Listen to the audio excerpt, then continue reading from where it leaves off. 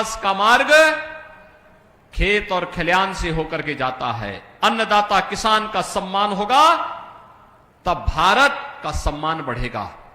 और यही तो कार्य प्रधानमंत्री मोदी जी ने किया। उन्होंने अन्नदाता किसानों के लिए अनेक योजनाएं प्रारंभ की। आज परिणाम हम सबके सामने है।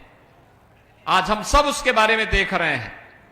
प्रधानमंत्री किसान सम्मान निधि या फिर चौधरी साहब का सम्मान का हो, भारत को दुनिया के अंदर सम्मान दिलाने का कार्य हो, भारत की सीमा को सुरक्षा प्रदान करने का कार्य हो, देश के अंदर आतंकवाद और नक्सलवाद की समस्या का समाधान करने का कार्य हो, या फिर वर्ल्ड क्लास इंफ्रास्ट्रक्चर, 12 लेन का expressway, rapid rail, metro, IIT, IIM, medical colleges की श्रृंखला, एम्स जैसे संस्थान, वर्ल्ड क्लास यूनिवर्सिटीज की स्थापना, हर घर नल की योजना, ये तमाम ऐसी योजनाएं हैं जो नए भारत की पहचान बन रही है। बहनों और भाइयों, मैं तो कल एक बात यही कह रहा था, भारत 80 करोड़ लोगों को पिछले 4 वर्ष से फ्री में राशन की सुविधा दे रहा है। और भारत से अलग हुआ पाकिस्तान मात्र 75 वर्ष में ही ऐसा हाल हो गया कि अब वहां भूख के लाले पड़ रहे हैं। वे 25 करोड़ लोगों को, यानी 23 करोड़ कुल आबादी है वहां की, 23 करोड़ लोग भूखों मर रहे हैं। और भारत 80 करोड़ लोगों को फ्री में राशन की सुविधा दे रही है अपने देश के अंदर। जब अच्छा नेता आप चुनते हैं, अच्छी सरकार चुनते हैं, तो परिणाम भी अच्छा आता है। और बहनों और भाइयों, 80 करोड़ लोगों को फ्री में राशन, 60 करोड़ लोगों को आयुष्मान भारत में 5 लाख रुपए की स्वास्थ्य बीमा का कवर, 50 करोड़ लोगों को जनधन अकाउंट, 12 करोड़ किसानों को प्रधानमंत्री किसान सम्मान निधि का लाभ, 12 करोड़ गरीब घरों में शौचालय का निर्माण, 10 करोड़ गरीब परिवारों को उज्ज्वला योजना का रसोई गैस का सिलेंडर, और 4 करोड़ गरीबों को सिर ढकने के लिए एक आवास, 2.5 करोड़ घरों तक फ्री में बिजली पहुंचाने का कार्य, ये मोदी सरकार की पहचान है। आपने परसों देखा होगा ना, यहां पे अभी चौधरी साहब तो अपने संबोधन में राम राम कह रहे थे, और आपने परसों अयोध्या में रामनवमी के दिन देखा होगा रामलला का सूर्याभिषेक हो रहा था। भगवान सूर्य की किरणों से भगवान रामलला के ललाट पर आपने कुछ मिनटों तक देखा होगा कैसे भगवान सूर्य जगमगा रहे थे। ये हमारा भारत उसी सूर्य की तरह जगमगाहट करते हुए हम सबको गौरवान्वित कर रहा था। बहनों और भाइयों, सपा, बसपा, कांग्रेस, इन्होंने पश्चिमी उत्तर प्रदेश में सुरक्षा के लिए खतरा पैदा कर दिया था। न बेटी सुरक्षित थी, न व्यापारी सुरक्षित था। किसान के खेत से उसका ट्यूबवेल उखाड़ करके लोग लेके चले जाते थे।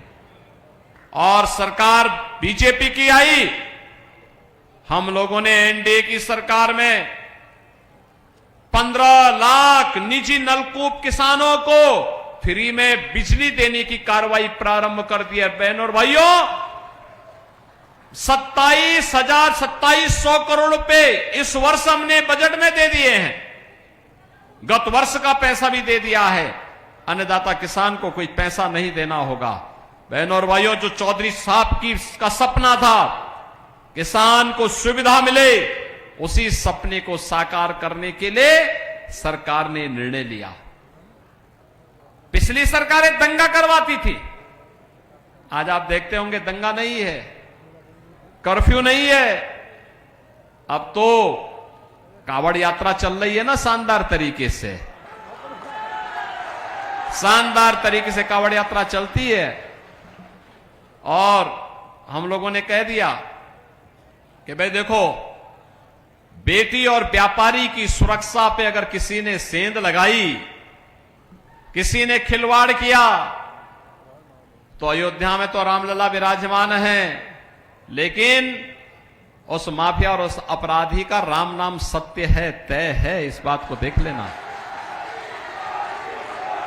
बहनों और भाइयों, ये जब मजबूत सरकार आती है तो सुशासन और सुरक्षा का ऐसा ही लाभ जनता जनार्दन को प्राप्त होता है।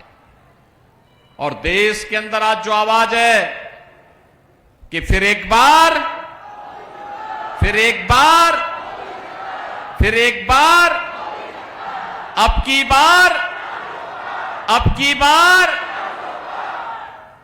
तो 400 पार के लिए और मोदी सरकार के लिए बागपत में भी हमारे एनडीए के प्रत्याशी विजयी होने चाहिए।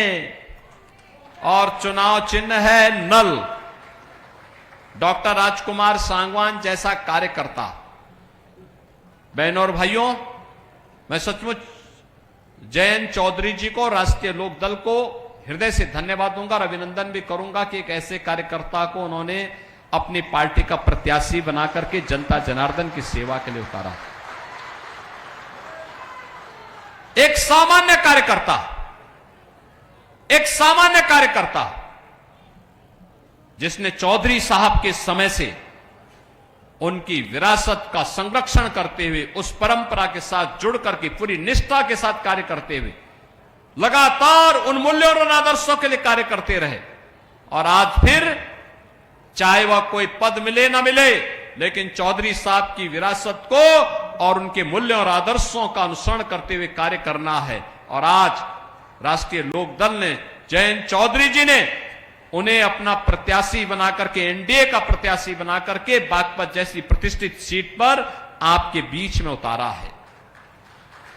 जिन्होंने पूरा जीवन लोक मंगल के लिए, जनता जनार्दन के लिए समर्पित कर दिया हो, ऐसे डॉक्टर राजकुमार सांगवान हम सबके प्रत्याशी बनकर के आपकी सेवा के लिए अपने आप को समर्पित किए हैं।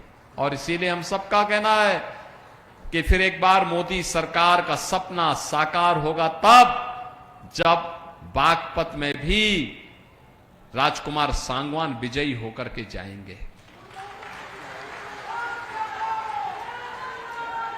बहनों और भाइयों, इसीलिए हम लोग आपके पास आए हैं।